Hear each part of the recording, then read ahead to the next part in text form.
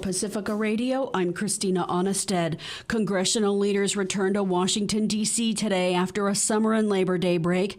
The focus in part will be keeping the federal government funded past the end of the month when it faces a partial shutdown. Republican House Speaker Mike Johnson's planning a vote this week on a bill to keep funding for 6 more months, which includes a requirement that voters provide proof of citizenship when they register to vote. It's a proposal backed by Republican presidential candidate Donald Trump, who often targets immigrants in his campaigning, particularly the undocumented.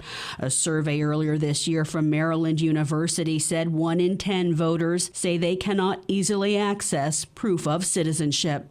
The bill isn't expected to pass the Democratic-controlled Senate. A statement by Senate Leader Chuck Schumer said, quote, avoiding a government shutdown requires bipartisanship, not a bill drawn up by one party, unquote. Vice President Democrat Kamala Harris and former President Donald Trump will square off on their first debate tomorrow since President Joe Biden ended his bid for re-election and endorsed his running mate Harris. Over the weekend, Trump questioned U.S. election integrity and threatened to go after election officials and prosecutors should he win the election. In statements he made on social media, Trump faces criminal charges for trying to overturn his 2020 election loss to Democrat Joe Biden. Pacifica Radio will broadcast the presidential debate Tuesday night with host Mitch Jeserich of Letters and Politics. That starts at 6 p.m. Pacific Time, 9 p.m. Eastern. Lawmakers on Capitol Hill will also take up legislation aimed at limiting and countering China's influence. Measures target Chinese biotech companies, drones, and electric vehicles. Some of the bills appear to have both Republican and Democratic support. China's embassy in the U.S. called the legislation New McCarthyism that will interfere with relations between the two countries. Germany's Chancellor Olaf Scholz is calling for peace talks between Russia and Ukraine to end the war. FSN's Trent Murray reports. Speaking in his annual summer interview with Germany's national broadcaster, Chancellor Scholz said there will certainly be further peace conferences and that him and President Zelensky agree that Russia must be present. Scholz said that he believed now was the moment to try and seize peace in Ukraine, comments which have been criticised by his political opponents in Germany, given that Russia still holds around 20% of Ukraine's territory and shows little sign of withdrawing. His comments follow a peace summit earlier this year in Switzerland, in which 78 countries expressed their support for Ukraine's territorial integrity, but the summit was criticised by Moscow for not having any Russian representation. Trent Murray, Berlin. Another child in Gaza has died of starvation. The child in Khan Yunis is the 37th child to die of starvation since Hamas's October 7th attack on Israel and Israel's ensuing war and near total blockade of aid into Gaza.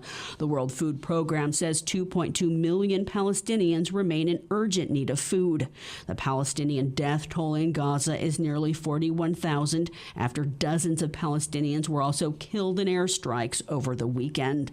Meanwhile, the Israeli military has ordered another evacuation in northern Gaza, where it says Palestinian militants fired rockets on a nearby Israeli town of Ashkelon a day before.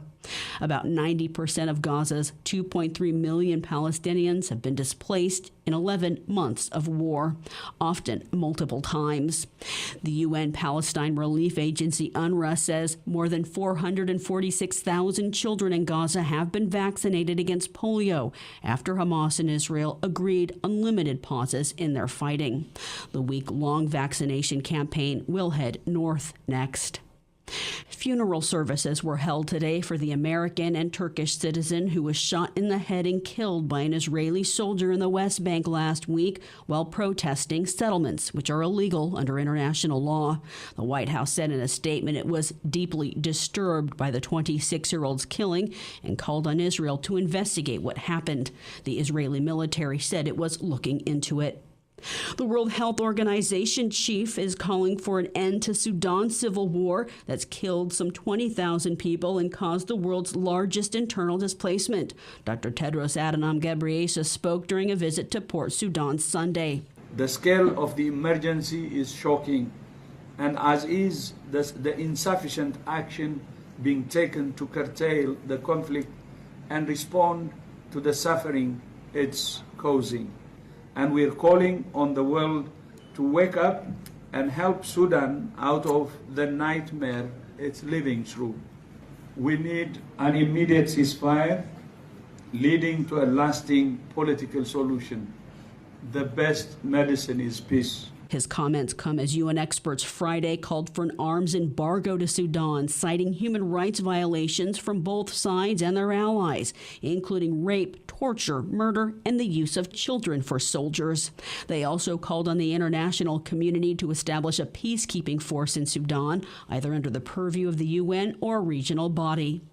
The U.S. is circulating a call for a peacekeeping mission in Haiti at the United Nations Security Council. This comes just days after Secretary of State Antony Blinken visited the island nation. In the U.S., the mother of a 14-year-old charged in a school shooting reportedly had informed the school her son was having a crisis before he entered and allegedly killed 4 people and wounded others. Rebecca Sayerath said administrators at Appalachia High School in Winder, Georgia, didn't do enough to protect the students and that the school failed them. Colt Gray is charged with 4 counts of murder. His father was also charged in connection to the shooting. A federal trial in Memphis is beginning for 3 former officers charged with violating the civil rights of Tyree Nichols, a 29-year-old man who was fatally beat. The beating was caught on police cameras and triggered protests and outcry for police reform. 3 officers have pled not guilty to depriving Nichols of his rights through excessive force, failing to intervene, and obstructing justice through witness tampering. Jury selection begins today.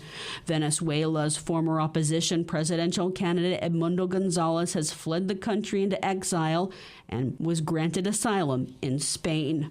I'm Christina Onnested, reporting for Pacifica Radio.